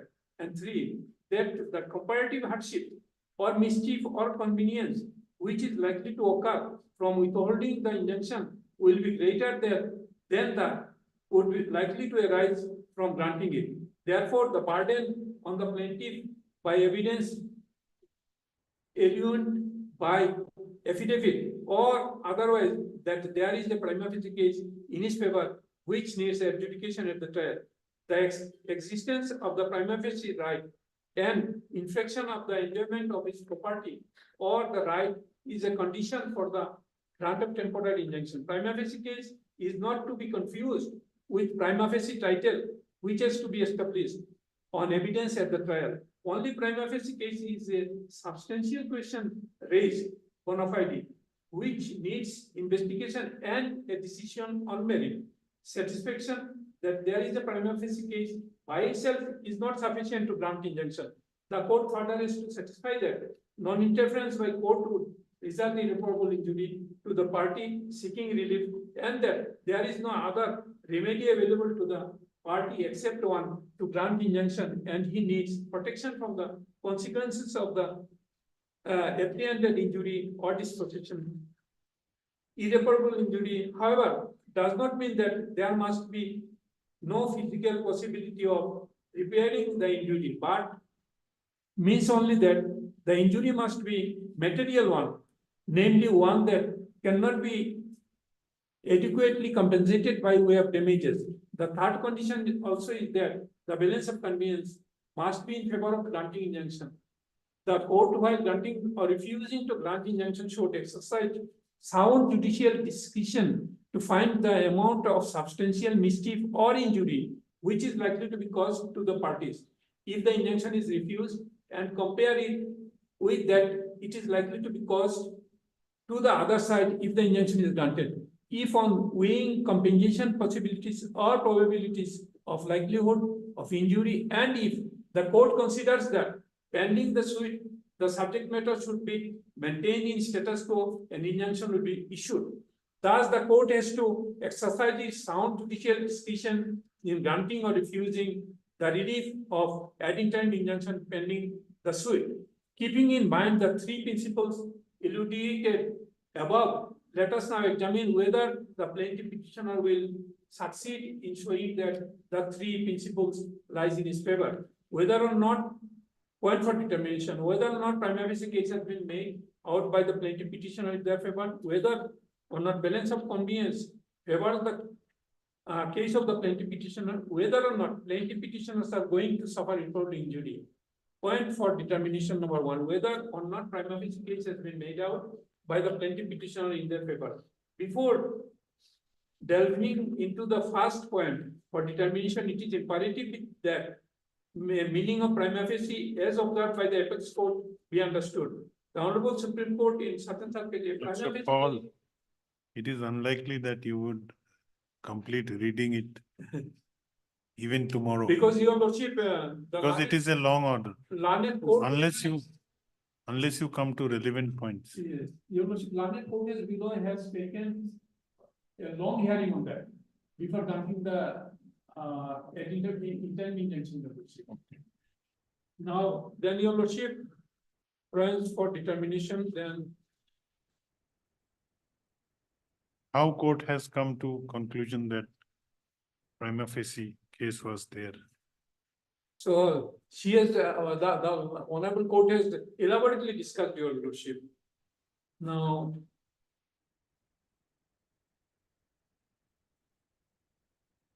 So.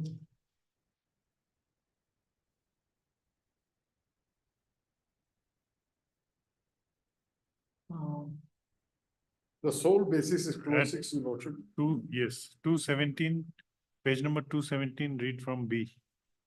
270. Because the sale deed is known to, you have already read sale deed. Yes. Page 217. Second paragraph. Of the averments made by the parties. Your lordship, my lord, Yes. from the averments. No, assuming that prima facie case is there, without going into it, I assume that prima facie case is there. How will you satisfy that the loss is there? The loss cannot be compensated by way of damages, by pecuniary damages. if ultimately you are found, it is found that you have a right title and interest over the land. In the suit, if ultimately it is found that you have right title and interest as per clause 6 of the sale deed, then by denying the injunction, what irreparable loss you suffer? Because you are only after money. You want only the damages. If interest is to be given, that can be given later on also. How this prima facie, okay. Balance of convenience, in whose favor balance of convenience is there? Because, no, because the possession of the suit land is with the department since the date of sale in the year 1985. Since 1985, they are having possession. So you don't want the land back. You want share in the compensation. Your Lordship, now it is not possible to get because it is public. So is it a case for injunction? Now, Your Lordship, here this, whatever amount has been released by the acquisition authority. This, Railways. department to the deputy commissioner. Then Your Lordship, if it is being paid to the this department, then everything is goes, Your Lordship. Then Why it will ultimately, suppose it, if it is found in suit, the civil court decides the suit in your favor, they will pay you back the money. Then otherwise, Your Lordship, if the money is being kept and it is being kept under FDR and or other sort of deposit. No, unless balance of convenience and irreparable loss is there, they cannot be restrained. Though the logic of district judge is different, he is on merit.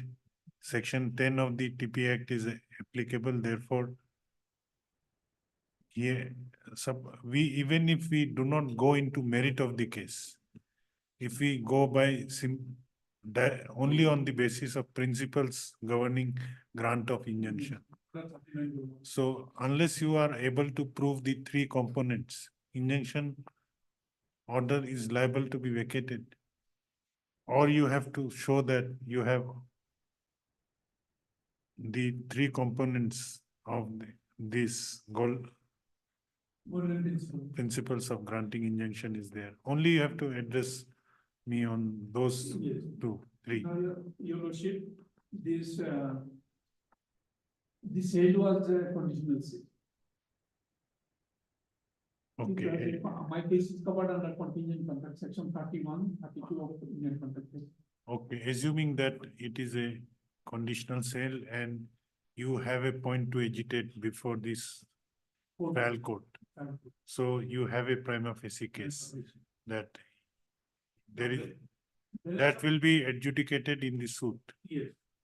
Now, balance of convenience and irreparable loss. Now, balance of convenience, Your Lordship, that when the possession of the land has been given to other. Because regarding disbursement of the compensation, you have other option also. You may also approach under section 12 of the Land Acquisition and Requisition Yes. Act. Your Lordship, I have already approached, but nothing has been done there. The petition has been kept dormant. No action has been taken. It is why I have come before this honorable court. Rights and titles, lordship, it's not before the deputy commissioner, it has to be tried by the civil. No, that is for compensation. Before the deputy commissioner for compensation. No, you address me only on this limited. Yes, sir. Now, Your Lordship, this prima facie case that I have placed before the honorable court, that this is covered under contingent contract. Okay. And then Your Lordship, balance of convenience.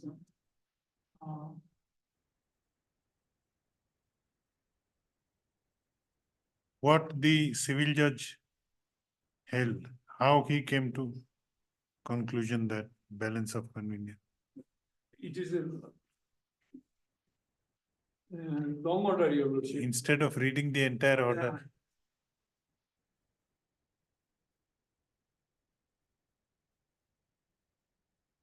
Page 222, your lordship. I'm not, one small paragraph.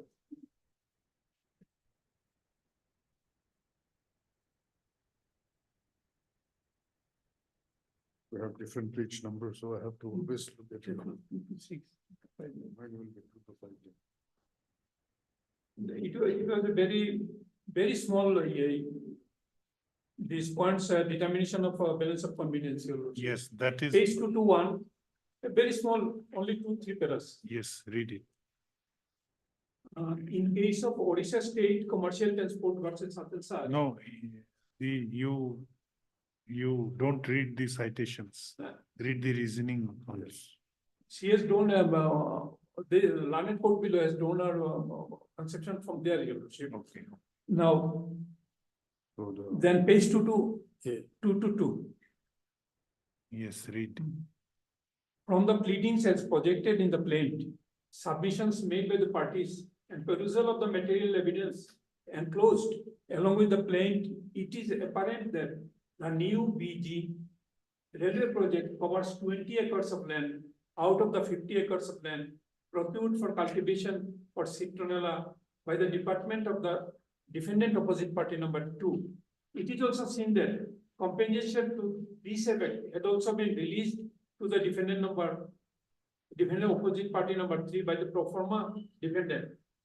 Considering the facts and circumstances of the case in hand, also the fact that the plaintiff petitioner has made out a prima facie case in their favor, if we are to compare the inconvenience to be faced by the parties, if temporary injunction prayed for is granted or not granted, the scale of inconvenience leans to the side of the plaintiff petitioner if injunction as prayed for is not granted. It is a finding.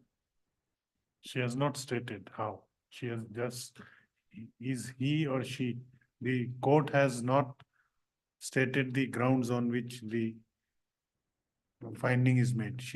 The only finding has been mentioned. The basis of the finding is not there. my lord.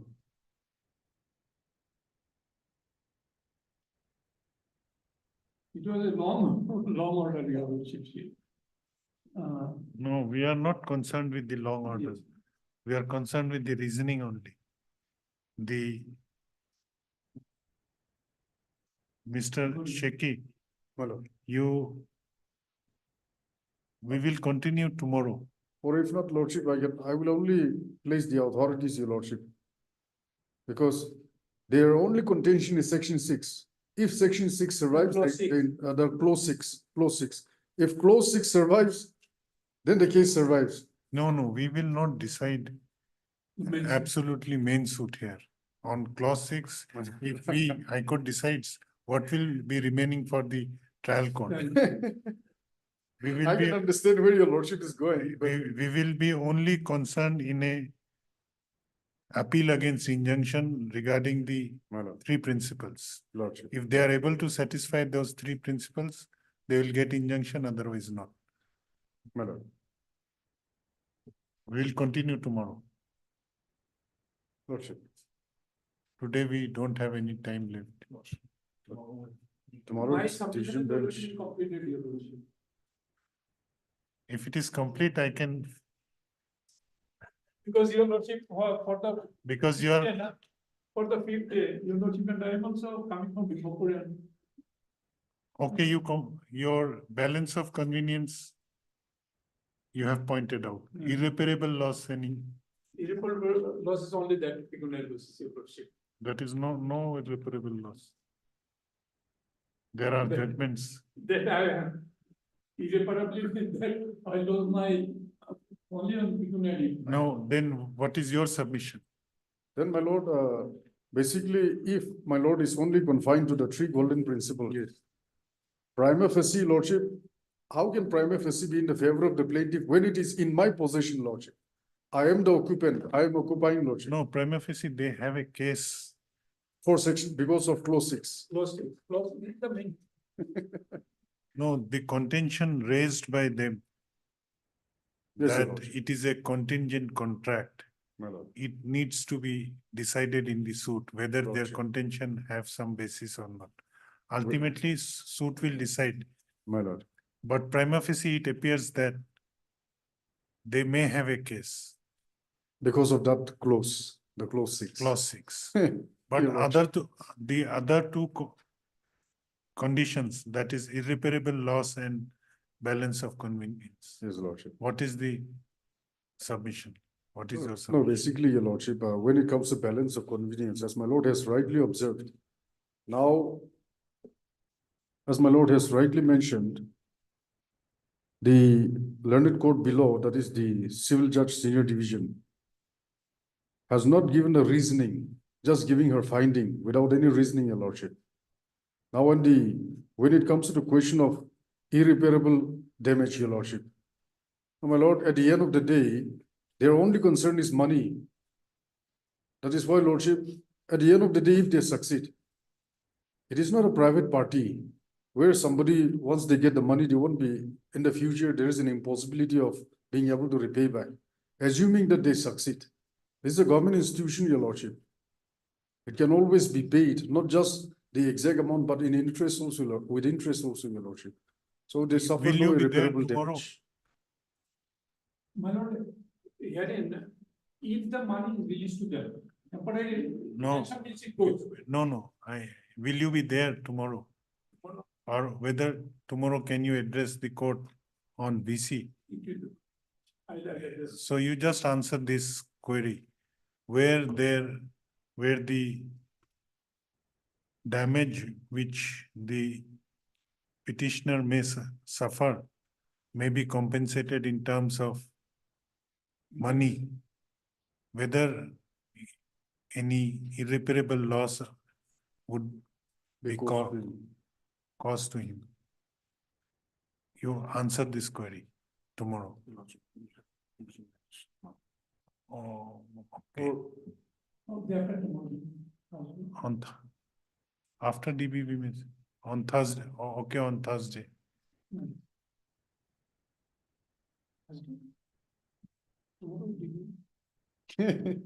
Okay.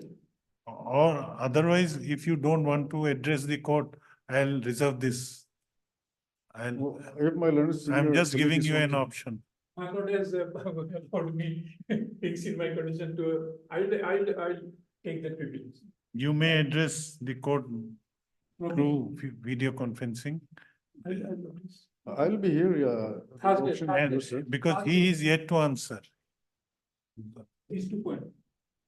These 2 points are for you. His case may be, If my learned senior colleague says that his submission would suffice, then my lord, I need not make any submission further. okay. Yes, lordship. But if he wants to make further submission, perhaps he may bring some points which I may like to reply also, your lordship. okay. Heard Mr. P.B. Paul, learned counsel for the petitioner. Also heard Mr. Joshua Sheki, learned counsel for the respondents. And Mr. K.V. Angami is also there. Yes, my lord. Mr. K.V. Angami, learned counsel for Pro forma. pro forma 1 and 3. respondents. Some query was posed by this court to learned counsel for the petitioner, which he submits that and a prayer was made that some time may be granted to the learned counsel for answering those queries. The prayer is allowed. Let this matter be listed On Thursday. on 14th March 2024 as a fixed item. As a part heard matter. Part heard. Part heard matter. Yes, lordship. Other cases would be left over Lordship, item, unless there is anything urgent. yes, item 13, here, I'm told that the notice upon the respondent number 6 is still awaited. If I am for respondent number 1 to 5 and 7. Heard Mr. Supongwati Waling, learned counsel for the petitioner. Also heard Mr. N. Angam, learned senior government counsel, who submits that the notice issued to respondent number 6 are not yet returned and service is still awaited. You will take fresh step or we await? Lordship will wait. In the meantime, interim will be continued. Await further. Let this matter be listed after 2 weeks. In the meanwhile, the interim order shall continue till next date. Lordship, I beg to mention item number 11, Your Lordship. I pray that the matter may be listed on 15, Your Lordship. 15. Yes, Your Lordship. Since the third respondents, they have taken some steps so that the matter can be disposed on the basis of their notification, Your Lordship.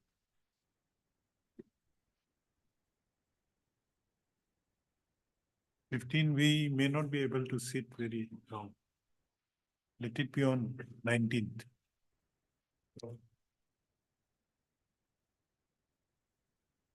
Let this case be listed on 19th of March. Heard learned counsel for both the sides.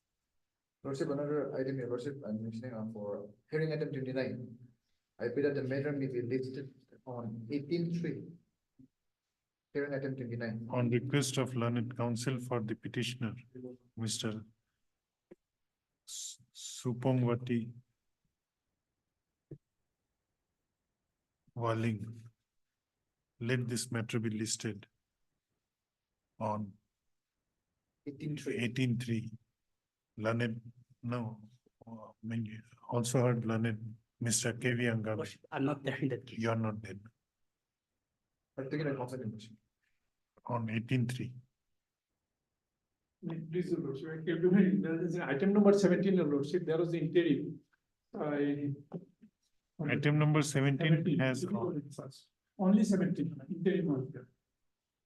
okay, interim shall continue in item number 17. Item number 17. Lordship, I beg to mention item 14 and item 15. Can this matter be listed after 2 weeks? 14 and 15. Heard learned, heard Mr. SMD on behalf of Secro. is in the learned counsel for the petitioner submitting on behalf of Mr. K. Sukru, learned. You have okay. This matter could not be taken up due to paucity of time. Let this matter be listed After 2 weeks. after 2 weeks. Lordship, I beg to mention, inventory, item number 30, Lordship. All other matters, remaining matters, due to paucity of item number 30, Lordship. 30, this matter could not be taken up due to paucity of time. Let this matter be listed On 19, Lordship. on 19th March. 31, Lordship. This is just a prayer for extension of time, Lordship. There's a contempt line against for non-compliance, then we are seeking extension of time. So, Lordship, this is a very short matter. If the matter may be kindly taken up on Friday, though, if my Lord can go. Okay. 31. Yes, Lordship. 31 on request of Mr. KV Angami, learned counsel for the learned government council. Let this matter be listed on 15th. Lordship. 15th. March. You are for the petitioner. I'm for the petition, Lordship. I'm for the applicant, Lordship. You are for the respondent. Petitioner respondent. Yes, Lord. Yes. He was the petitioner in the contempt. Lordship, yes. Prayer is allowed. Lordship. Lordship.